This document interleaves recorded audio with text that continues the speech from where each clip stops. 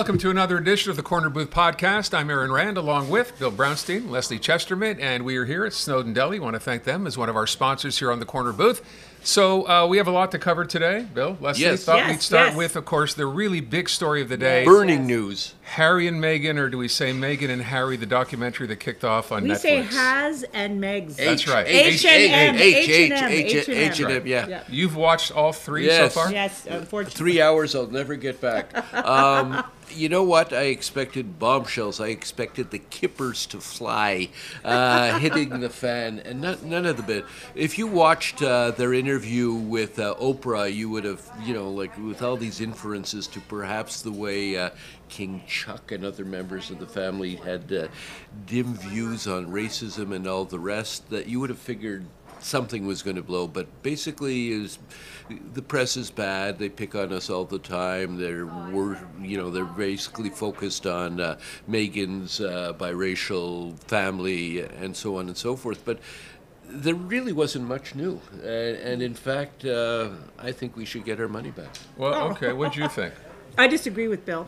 What? Yes, I do, because I think, first of all, the British tabloid press is well known to be a bunch of jackals, and that is very well, Yeah. When you really stop and look at this, jackals. yes, the Montreal jackals. But when you look at what the life that Harry has had with his mother and what happened, and how much the royal family puts those little kids. There was a scene with the 4 little kids at a ski hill who were forced to pose for photographers. When he's at school, all those photographers. When you stop and you really see this world that he lives in, it is ludicrous. It is insane. And also, I found she was quite endearing, quite smart.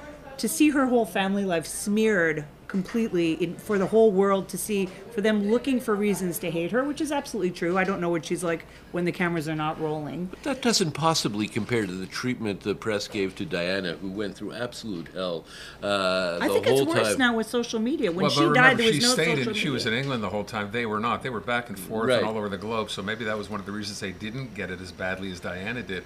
I'm kind of with Leslie. I'm with you on this. I found Meghan endearing. Yeah. You're such a jackal. Incredibly smart. Incredibly beautiful, too. I love the story of how they met. The fact that he showed up late for the first they date, do seem et in love. I mean, they really do seem but in love. understand I thought it was funny, though. I want to point out one part. You tell me what you think. Where she talked about the first time she got to meet, of course, the Queen, and she didn't really know what to expect. How to curtsy. So she curtsied, and she kind of, I guess, showed us again what that curtsy was like. And I know that a lot is being made of the look on his face as he was watching her do this. I mean, I don't take that as anything, but it's amazing that they found something to pick out in that first episode.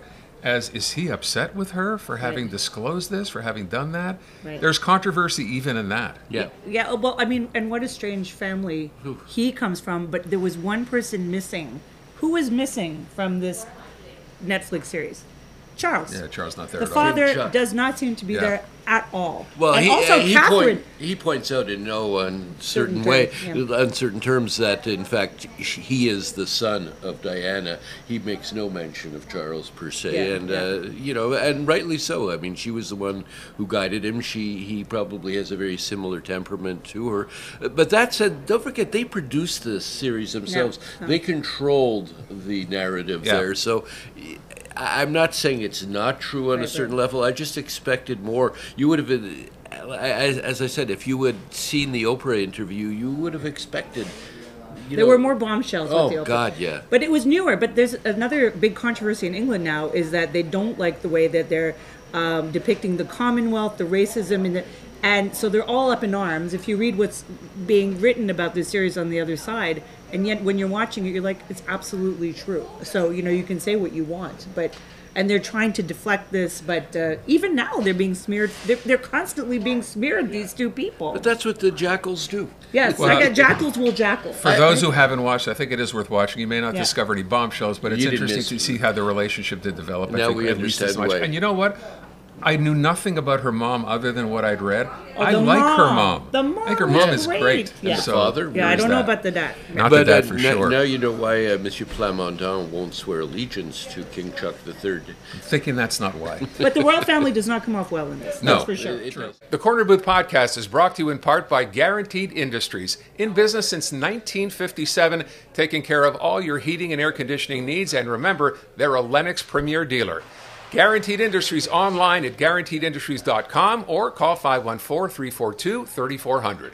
All right, let's move on. Story this week kind of caught everybody by surprise, sadly, tragically. Celine Dion, who we know has battled health issues over the years, coming out and letting everyone know that she has something called SPS, stiff person syndrome, which I don't think I'd ever heard described before. It affects 1 in a million, 1 to 2 in a million. It's unbelievable. She has to cancel her world tour. She says she's going to postpone it for another year, but that sounds horrible. And you got to feel for her, no matter what you think about her music or all the rest. I mean, she is... who's a bigger vedette in this province? It may be on the planet. It may be on the planet, certainly in the country. And she points out, it was very touching, the video that came out. Her whole life is singing. Her whole life has been singing. She lost her husband. She's got her kids to support her. And you take that away. And you feel for her. It's an awful... I never even heard of this thing, but it affects not just her muscles, but her vocal cords as well. Awful. Yeah. And we also learned in talking about this yesterday that sometimes you don't even know when a condition will actually appear. Anything can set it off. Anything can trigger it, which leads you to understand why she has to cancel the rest of her tour. Wish her all the best. And again, maybe as someone said, maybe by virtue of the fact that she's gone public about this, maybe that at least makes people realize this thing is real, it exists, and that helps. Yeah. Right? Because now we don't know much. Before as well. I mean, she's had to cancel, but I kind of wonder, though, has Celine Dion ever even taken some time off? I mean, she just seems to... she's my age. She's 54, 55. And to me, she's just been going full throttle since she was 12. I mean, maybe it's a little time for Celine to relax, and hopefully there are therapies for this, by the way. I don't know if she can come back There's no cures. They say they're meds for it. Obviously, before she came out with this, I'm sure she has access to the best doctors in the world. And I know this is an aside to the story, but you just mentioned something. She's been doing this her whole life. I think back, I'm going to guess the year was about 1989, 1990. There used to be a fundraiser every year for cystic fibrosis. Right. And it used to run an entire day. So come midnight in the basement of Alexis Neon Plaza, there would be phone operators taking calls, taxi drivers, whoever. And Celine showed up every single year to perform at this thing. Renee would be there, bring her along. And she didn't just come to sing. She came in full dress, on a riser, to sing in the basement of Alexis Neon Plaza to help raise money for cystic fibrosis. And I remember we used to look at each other thinking, first of all, nobody really knew who she was. Who is this woman? And she's got an amazing voice, and look at what she's become. So you're right, she's been doing this probably since the time she's 14 or 15 years old. And also, how much money has she raised for other sicknesses? Saint Justine, she's just this, like you said, if you don't like her music or not, there's no denying that this woman has been hugely effective and contributed a lot to society. Money in the world doesn't help. Let's shift gears, talk about Carey Price and the subject of sensitivity as he welcomes himself back to social media on the gun issue. A lot of people are wondering a couple of things. Number one, should we care? Carey Price is, certainly can have an opinion just like anybody else can. But then the question comes about timing. This happened a day before the anniversary of the Polytechnic Massacre. I don't think he had a clue. Was he ignorant about this? Was he co-opted by the movement? What happened? I'm pretty sure he must have been. Does he have no been. helpers? Does he have no aides? Well, clearly he does, because one day the Canadians come out and say he knew nothing about the Polytechnic Massacre. A day later he says, oh yeah, I was completely aware. But the statement he put out did not sound like... If you've ever read any statements from Carey Price, probably you don't, because I think a lot of them are put together by help. It's, oh yeah, I was aware, I'm very sensitive, I've lived here. All the arguments that people put up against him, saying, how could you not know, having been here for 15 years, it was all very manufactured. And I find it very bizarre that they contradict one another like that. He should have stuck with the initial one. But were you really surprised to see the Canadians come out that soon and say, oh, he was unaware? They're protecting the brand. That's very obvious, right? That's what they do. And then a day later for him to come out and say, no, I was aware, that's what surprised me. You thought he just Did that sound like a statement that he had put together on his own? No, I think that was written by somebody else, and he said, that seems fine to me. Yeah, right. But I wonder where this leads. At the end of the day, it sparked debate. We're talking about a gun control bill, and the Prime Minister tried to have to climb out of this hole now for the last 3 or 4 days. I wonder if this gets killed altogether and they start from the beginning all over again. And the gun that he was holding, the rifle he was holding, of course, it would not be illegal. Yeah, well, some people said it would, some people said it wouldn't, but because I'll have to see Carey Price. And a lot of people, by the way, resent him for doing that. Yes. Of course. Well, there's a lack of sensitivity there. Certainly 2 days before the anniversary of the Polytechnique massacre. No. And the question is, why do we really care what Carey Price Well, we does, would, but I don't know why. He's not a very public guy for the most part. That's what was so bizarre. You very rarely hear him come Why is he using his platform and fame to do that? Well, anyway. All of a sudden he had a pang of social conscience. I don't get it. Okay, speaking of fame or apparent fame, Angus Reid conducts a poll this week which asks people what they think of their provincial premiers. So, Francois Legault, the most popular premier in all of Canada, and it kind of begs the question, where have we been living under what rock for him to be the most popular, given a lot of different things? Slightly ahead of Scott Moe. Well, the state of the healthcare system. There have been more deaths from COVID in this province than any other province in Canada. There are a lot of things you could pinpoint, yet he seems to be, he's the Teflon Don. Absolutely. He can do no wrong. But, okay, during the pandemic, my mother watched all his press conferences whenever he came out. And my mother said, I like Francois Legault. And he'd speak that English saying, I want you to know, I shouldn't do that. But she fell for I'm like, Mom. She's like, no, he's great. He's taking care of us. She was convinced. So this is the Mon Oncle Francois kind of deal, right? Yes. That's how people react to him. Yes. And you're right. And wait, we're comparing him to other premiers. So, really, it's not, How did Danielle Smith fare? Well, she's only been premier for like 20 minutes, so I don't think she gets the count. But you know what's interesting? Doug Ford did not have the lowest ratings. He was down at the bottom, but he didn't have the lowest. The lowest came from a provincial premier I don't even know. Manitoba. Really? Wow. Like less than 30% of people think she's doing a very good job. But is it because she's a woman and men are more likable as politicians? No. But that aside, I'm trying to find a reason why you think beyond what you said. Your mother's a great example, by the way, because that's how she reacted to this. Bill, most popular premier in Canada? Hard to believe, but then again, people don't know outside of here what goes on necessarily. And don't forget, this is taken, the consensus comes from within the province, not from the entire country. I mean, perhaps the entire country views him that way. But he's going to have a lot to live up to or down to if, as you cynically pointed out, that Alberta might be the first to separate of all the provinces. And when you listen to some of Danielle Smith's spoutings, that essentially we're all a bunch of sovereign little states within this dominion, and there's got to be people in the CAC going, hey, we have to jump on that. Let's see how that works out. Yeah. Let's follow her lead. Yeah, exactly. Sure. But that could be kind of interesting. I will ask one other thing related to the provincial government. So Pierre Fitzgibbon, my favorite line from Paul St. Pierre Plamondon, the leader of the PQ, who said, hey, this is not his first ethical rodeo. So again, number 6 or number 7? It is number 6, but we don't want to prejudge here. And I'm hearing some political pundits weigh in and suggest, you know what, let's kind of hold back a little bit before we actually find out if anything that shouldn't have happened did happen. Agree, or is this just one step a little too far? I don't think there's any taking down Mr. Fitzgibbon. He's a good pal of Legault.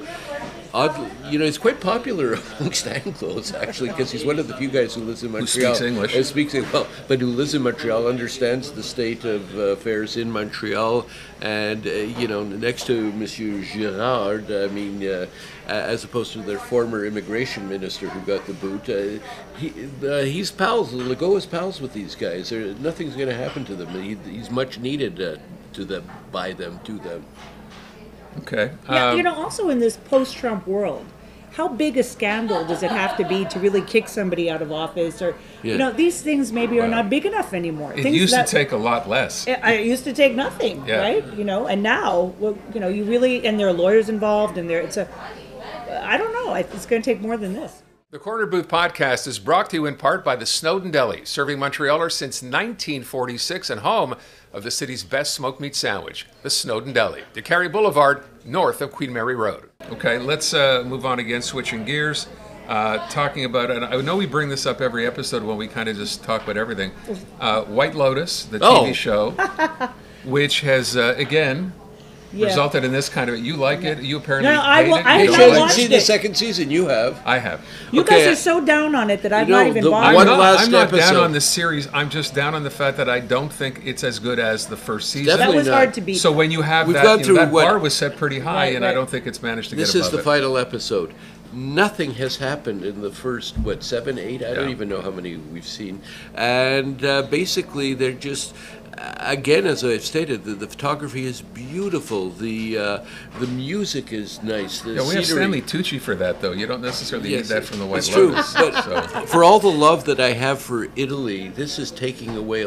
I mean, after watching this, like Italy is amongst, got to be your favorite place on the planet to visit. You love Italy, I do. and like you're almost like you're left with a distaste almost like for the You country. don't wanna And- go I think you might be taking this a little too Well, I seriously. know. The television will do This that will to not you. change my affection for Italy. But I will ask one thing, because we've all watched the show.